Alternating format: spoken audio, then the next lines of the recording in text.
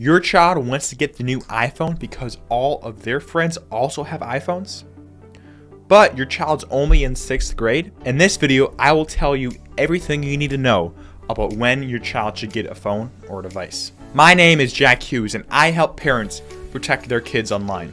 I was once a child online, and I have a lot of experience with getting around parental controls and doing stuff online that I was not supposed to. But those days are now over. I now help parents in protecting their kids from doing exactly what I did as a kid online. If you need any more help or need any more assistance, feel free to check out my website, parenttech.support.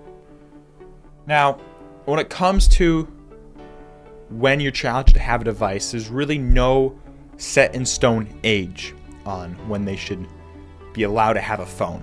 But if I had to pick one age, I'd say around 14 or 15 or 13, around that range. But then again, I know some 14-year-olds who I thought were 18 until I knew them better. Or on the other hand, I knew some 19-year-olds who are 19, but in reality, I thought they were 15 and super immature. So it really comes down to maturity, not age. If your child's mature enough to handle a device and you think they are, you can allow them to have a device if they're mature. If you need any help, here are a few tips and questions to help determine whether or not your child is mature enough to handle a device. Number one, can your child follow rules and guidelines effectively? If they can't, they probably can't be trusted with a device. Is your child able and understands how to practice online safety? How responsible or is your child with their belongings? If your child's not responsible with their teddy bear or with their pickleball paddle, that comes to mind for some reason, then they probably aren't responsible for their $800 iPhone or something. Has your child been fully educated about the internet, including the dangers and the benefits? Is your child aware of privacy settings, and are they aware that they shouldn't be going around the internet and telling their personal information, like their address and their full name and their social security number even? I believe it or not, that has happened before. How are your child's peers handling their technology? Is your child's friends, are they using their phones to access social media and do stuff they shouldn't be? If your child's friends are doing that sort of stuff, then chances are that's why your child wants a device. Is your child's motivation to get a phone just for gaming and social media, or is it for other reasons like communication, navigation, safety? Those are, I'd say, good reasons to get a device. But if they just want to scroll social media and talk to their friends on Snapchat or whatever, then that's probably not the best reason to get a phone. All these questions can help you determine whether or not your child is mature enough to have a device. If you're still not sure whether or not your child should have a device or a phone, there are still other options that might help you.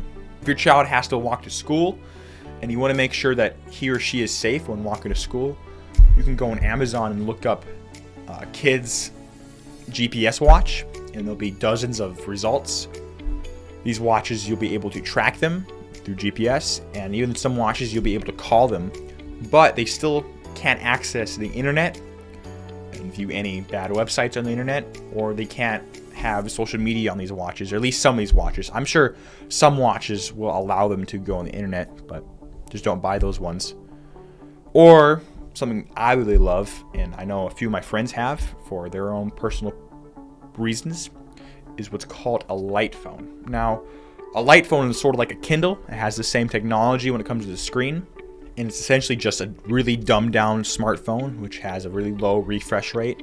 The light phone doesn't have any internet, it doesn't have any social media, but it has podcasts, music, and call, text, and navigation. So pretty much everything that's important and good with a phone, but none of the negative drawbacks, which is something I'm a huge fan of light phones. I'm almost tempted to get one myself, funny enough, but they're like $300, so I don't know about that. Or on the other hand, if you're looking for a good way for your child to sit on the couch and relax, and you're thinking about buying them a phone for that reason, you can always just turn on the TV to something that's educational, like National Geographic's, or something that's calm, or better yet, get him a book. Get him a really good book. As a kid, I loved Percy Jackson or Harry Potter. If you can get your kid to fall in love with books, they won't ever need a phone. If, on the other hand, you determine your child is mature enough and ready for a smartphone, there are a lot of ways you can mitigate the risks of smartphones, but still have the benefits of smartphones. Some of those ways you can mitigate the negatives and keep the benefits are not allowing your child to download social media until they're a certain age. For example, whenever I have kids, or what my parents did for me is they didn't allow me to have any social media until I was 16, so I couldn't have Instagram, Snapchat, Facebook. There's YouTube. I don't know if YouTube's social media or not, but I wasn't allowed to have social media until I was 16, which kind of helped me mature and develop social skills as a 15-year-old and 14-year-old. Another method is setting screen time limits on their devices. So you can set a 30-minute limit on gaming or social media, so they can only have 30 minutes a day on gaming and social media so that they're not wasting their entire life on their phone. Another big way you can mitigate the negatives is having certain periods in the day where you don't allow your child to have their device, so they have to turn it in. A clearer one is when they go to bed, or whenever they need to get homework done, they all turn in their iPhones and so that they can focus on homework.